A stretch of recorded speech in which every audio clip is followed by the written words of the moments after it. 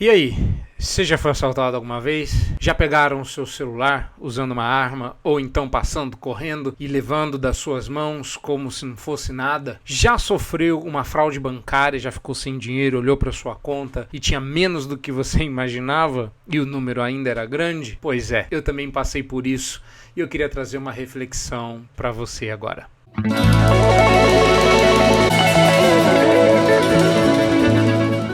Olá, eu me chamo Jonatas Abdias, sou pastor da Igreja Presbiteriana Metropolitana de São Paulo. Pois é, infelizmente, eu também fui vítima de um desses furtos/roubo que tem acontecido por aqui. Eu não queria que essa fosse apenas uma reflexão sobre os infortúnios de padecermos dos males de sermos roubados, mas queria trazer para vocês uma reflexão que fosse bíblica e que ajudasse a gente a olhar para essas situações de uma maneira teorreferente. E no processo de meditação, principalmente na palavra de Deus, nós encontrarmos esperança, conforto e consolo.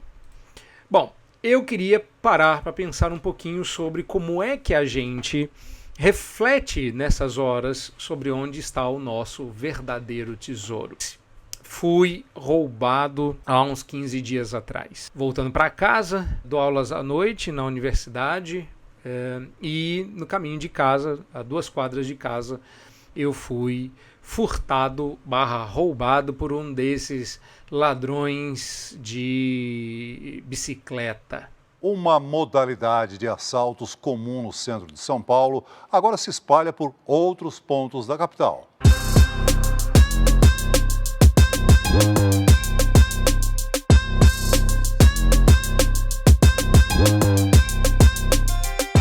Achei curiosa a analogia, né?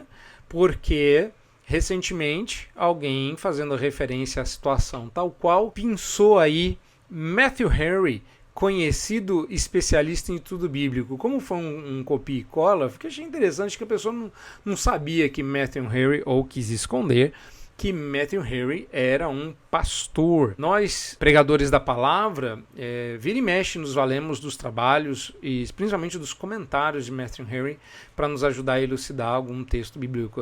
Geralmente é dado de graça por aí, né?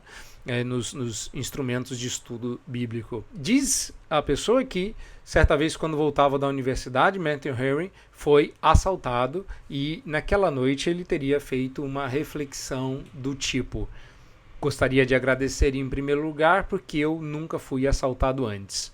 Eu não posso fazer mais a reflexão do Matthew Henry, porque este ano foi a segunda vez que eu fui assaltado, então eu gostaria de poder dizer isso, mas acho que as reflexões de alguém que mora em São Paulo já não passam por isso, mas louvado seja Deus que há quem experimente isso por uma primeira vez. Ele também disse que dava graças a Deus porque, embora tivessem levado a sua carteira, deixaram sua vida. De fato, essa é uma reflexão que nós podemos fazer, porque em São Paulo, cidade onde eu moro, essa é realmente uma bênção. Infelizmente, as pessoas estão sofrendo assalto seguido de assassinato, e isso é realmente muito triste, uma situação lamentável. Então a gente tem que aprender a dar graças por sair ileso fisicamente falando, ainda que o prejuízo financeiro sempre seja algo a que se lamentar. E o Matthew Henry também disse que, em terceiro lugar, agradecia porque, embora tenham levado tudo, não levaram muito. Então, essa situação mudou. Se hoje você tem pouco na carteira e um ladrão te aborda, é capaz de você não sair ileso e não ter a bênção da segunda gratidão, porque por raiva ou capricho, os homens maus, bem maus deste mundo, não hesitariam em atentar contra a sua vida, então, por conta de você não ter alguma coisa a dar. Então é realmente algo lamentável. Mas hoje em dia o prejuízo acaba sendo um tanto quanto alto quando a pessoa leva de você não a sua carteira, mas o seu celular. Hoje em dia ninguém quer carteira, né? Eles querem o celular, né? E com isso entrarem nas suas contas bancárias, como foi o meu caso, e pegarem o dinheiro do seu banco, fazerem compras com o seu cartão e por aí vai, causando um prejuízo razoável. E finalmente ele disse que queria agradecer porque ele foi o roubado e não aquele que roubou. Então, de fato, eu acho que essa das reflexões que Matthew Henry faz, de fato, essa faz algum sentido mais profundo, porque isso significa que estamos preservando a nossa dignidade e a nossa sanidade em um mundo mau. Então, dos males que nós podemos elencar, ainda é preferível que sejamos os roubados e não os roubadores. Bom, eu gostaria de não ter aprendido algumas dessas lições ou de ter acreditado nelas antes de ter que padecer delas. Eu descobri que não importa qual celular você tenha, você não deveria deixar as contas do seu banco logadas para serem desbloqueadas facilmente com a biometria do seu celular. O ideal é deixar os seus bancos deslogados, decorar as suas senhas e usar suas senhas toda vez que você for acessar o seu banco. Não é prático.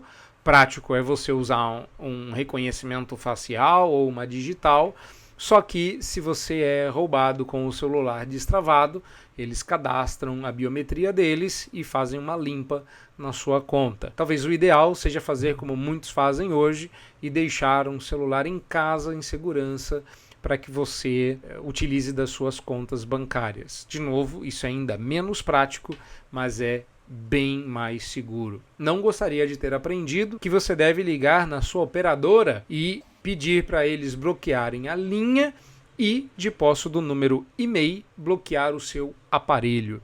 Então, se você é o tipo da pessoa que, como eu, gosta de jogar a caixa fora e ficar só com o celular, não faz ideia de qual era o seu e-mail, você está fazendo mal. No meu caso, tive o privilégio abençoado por Deus de ter acesso ao meu e-mail pouco tempo antes deles deslogarem a minha conta do meu aparelho e conseguir o bloqueio. Aí você vai para os bancos e você deve ir para os bancos com paciência, porque as muitas opções que os bancos dão quando você liga, todas elas desinteressantes para quem está estressado após o roubo, ocupam tempo e não são práticas.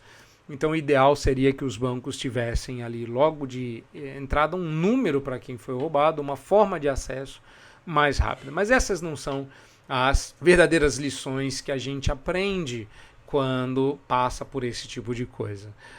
Eu acho que a maior reflexão que a gente pode fazer tem que partir das Escrituras, e eu quero convidar você a pensar nesse tema, sermos roubados, termos nossos pertences levados, trabalhar duro para ter alguma coisinha e alguém levar num instante. E a reflexão vir das Escrituras. Eu, enquanto me preparava nessas semanas, resolvendo os meus problemas e pensando como é que eu poderia tirar proveito piedoso dessa situação, me veio o texto de Mateus, capítulo 6, 19 a 21, onde o Senhor Jesus, no Sermão do Monte, em determinado momento, diz: não acumuleis para vós outros tesouros sobre a terra, onde a traça e a ferrugem corroem, onde os ladrões escavam e roubam, mas ajuntai para vós outros tesouros no céu, onde traça nem ferrugem corrói, e onde ladrões não escavam nem roubam, porque onde está o teu tesouro, ali também o teu coração. Olhando para esse texto e pensando no que me aconteceu e que infelizmente ainda é muito comum para as pessoas, eu gostaria de elencar aqui 3 lições, 3 reflexões que me vêm à mente quando eu penso nesse texto e no ocorrido. Antes, porém, eu queria só alertar que o que você vai ouvir aqui não é uma abordagem exegética desse texto. Se você quiser que esse texto seja lido em contexto e exegeticamente exposto nas lições que esse texto quer ensinar, eu convido você a acompanhar as exposições bíblicas do Evangelho de Mateus que vêm sendo feitas dominicalmente na Igreja Presbiteriana Metropolitana de São Paulo. O que você vai ouvir aqui são reflexões devocionais que eu fiz em minhas devoções pessoais, olhando para esse texto e procurando alento ante a situação que eu passei. Então, a primeira coisa que me vem quando eu penso nesse texto é que o Senhor Jesus destaca num primeiro momento o fato de que estamos vivendo em um mundo quebrado pelo pecado. Num primeiro momento, ele diz que os nossos tesouros, quando ajuntados neste mundo, estão sujeitos à traça e à ferrugem, alcançar aquilo que nós consideramos mais precioso e o pior, está disponível, ainda que não para isso, mas é possível que ladrões escavem e roubem o que é nosso. Então, sem falar ali dos detalhes desse texto, pensando no que esta lição encerra, um mundo quebrado pelo pecado significa que nós estamos sujeitos à maldade de homens maus. Pensando nisso, eu refleti sobre o fato de nós gostarmos de pensar que, porque somos cristãos, porque somos filhos de Deus, porque somos fiéis ao Senhor, Ele nos protegerá de experimentar a amargura de um encontro com um ladrão.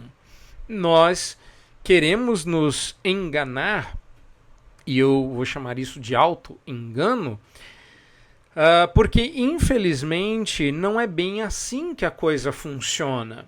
O Senhor Jesus, falando sobre onde nós deveríamos investir o nosso tesouro, ou seja, aquilo que nos é mais valioso, ele nos alerta que, deste lado da glória, nós estamos sujeitos aos males deste mundo, que incluem a traça, a ferrugem e o ladrão. A gente esquece que o Senhor Deus, em sua palavra, nunca nos prometeu, por sermos seu povo, que estaríamos isentos de experimentar as misérias de um mundo caído e torcido pela corrupção do pecado. Às vezes, eu reconheço, o Senhor Deus é demasiadamente bom para conosco, de sorte que essas desventuras típicas deste mundo não nos acontecem com frequência. E o fato da gente não as experimentar com a frequência que a gente vê nos noticiários faz com que nós comecemos a pensar que este lado de cá não é tão ruim assim. O problema é que o conforto neste mundo traz uma acomodação que faz com que nos acostumemos e comecemos a habitar aqui. Você prestou bem atenção? Habitar aqui. Isso não é uma coisa boa. Então, por mais que doa, e eu reconheço que dói, dá muita dor de cabeça, é chato, perigoso e revoltante, Deus nos permite passar pelo encontro com os ladrões, ou, se você preferir, permite que ladrões nos encontrem na esquina da vida para nos lembrar uma importantíssima lição. Nosso lar não é aqui. E às vezes a gente esquece disso. E pensando nesse texto, eu vejo ainda mais. No segundo momento, o Senhor Jesus diz para que nós não ajuntemos o tesouro aqui, mas ajuntemos esses tesouros no céu. Ou seja, lá no céu há uma vantagem que este mundo não pode lhe dar. A explicação que o Senhor Jesus me dá é: onde traça nem ferrugem corrói, e onde ladrões não escavam nem roubam. A segunda reflexão que eu faço a partir do ocorrido, então, é que não existe segurança neste mundo. Olha, depositar nossa confiança nas senhas, nos aplicativos, nos bancos, nos recursos ou em nossa esperteza é abrir uma brecha em nossa segurança. Eu fazia parte do grupo que achava que essas coisas não iriam acontecer comigo. Alguém vai passar e vai levar meu celular? Não vai acontecer comigo. E aconteceu. E eu não falo isso com orgulho, apesar de ser verdade. Então, quando nós depositamos a nossa confiança em qualquer outra coisa que não Deus, começamos a juntar tesouro em um lugar acessível aos corruptores, aos destruidores, aos ladrões. O que esse texto me traz é que nós só estamos seguros na mão do Senhor. Vivemos em constante perigo neste mundo, rodeado de leões que, se pudessem, nos devorariam. E ainda que nos sintamos seguros, confortáveis e invulneráveis, nós estamos acessíveis aos perigos e desventuras deste mundo caído. Neste mundo teremos aflições, garantiu o Senhor Jesus. Mas ele disse também que nós deveríamos ter bom ânimo, porque, como ele completa, eu venci o mundo. Portanto, o Senhor aponta um lugar para onde devemos apostar nossas fichas. No céu, lá estaremos seguros. Lá nosso tesouro estará inacessível aos ladrões e roubadores. Então, confiados nas palavras do Senhor, podemos fazer coro com o poeta que disse que ele guardará, pois, o meu tesouro até o dia final. O maior investimento, portanto, está lá, no céu, protegido das perturbações deste mundo caído e dos perigos que ele encerra. Lá, o seu dinheiro está realmente protegido. Então, aqui neste mundo, nós não temos como garantir que o seu tesouro, as coisas que você considera importantes, estão de fato seguras como a gente imagina estar. E num terceiro momento, o Senhor Jesus encerra explicando por que nós devemos alocar os nossos tesouros no céu e não aqui na terra. Porque onde está o teu tesouro, aí estará também o teu coração. Como a gente dá valor a coisas que podem sumir da nossa mão em segundos. A orientação do Senhor não poderia ser outra. Habitem no céu. Ou seja, coloquem seu coração no lar celestial. Sem sombra de dúvida, o maior erro que a gente comete neste mundo é fazer com que o nosso coração habite aqui. A gente esquece que é peregrino nesta terra. Somos estrangeiros e estamos de passagem. Eu me lembro da sensação de como eu era demasiado cuidadoso com as nossas coisas, como eu cuidava dos documentos, checava sempre para ver se eles estavam no mesmo lugar, deixava-os guardados. Eu não podia perder aquilo, senão eu não tinha como voltar para o meu país, passaporte e outros documentos importantes, de como eu os entesourava, de como eu era cuidadoso, de como eu era criterioso nos serviços que eu contratava. Afinal de contas, aquele não era o meu lar, aquela não era a minha pátria, aquela não era a minha casa, eu estava de passagem. Eu me lembro como eu limitava tudo ao mínimo para sobreviver por um breve tempo naquele lugar, na expectativa de voltar para casa. O problema é que a gente esquece que essas são metáforas de realidades mais profundas, como, por exemplo, a gente se esquecer que a sensação de estar em casa, a sensação de estar na nossa pátria ou de pertencimento, ela é, da mesma forma, uma metáfora da realidade que nós vamos experimentar no céu com Jesus. Sim, nosso lar não é aqui. Nós estamos de passagem. Nossa habitação ainda não se concretizou. Habitamos pela fé porque aguardamos que as realidades que esperamos se tornem realidades visíveis. Até lá, aguardamos com fé. Por isso, imaginamos com esperança enquanto operamos no presente em amor. Onde que você habita? Onde está o teu tesouro? Aonde você junta as coisas? Você quer desfrutar de uma vida plena aqui na Terra? Ou você coloca suas esperanças no mundo por vir? Olha, neste mundo nós não estamos seguros, infelizmente. E quanto mais a gente passa tempo nesta terra e quanto mais experiências a gente passa neste mundo, mais a gente deveria refletir sobre isso. Porque uma das coisas que eu venho repetindo e que, olha só, a gente percebe que isso não estava nos lábios antes e passa a estar mais frequentemente nos nossos lábios depois, é uma frase munida de um sentimento que nós todos cristãos deveríamos nutrir com bastante vigor. Maranata, vem, Senhor Jesus. Não sonhe em postergar, não peça para que Jesus te dê mais uma semana, mais um dia, jogue mais para frente. Porque eu queria ver isso, porque eu queria saber daquilo. Não existe nada comparável ao que o Senhor Deus trará com o retorno glorioso de seu Filho.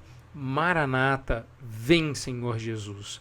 Lá está o meu tesouro. Lá onde não há choro, nem ladrões, nem traça, lá estaremos seguros.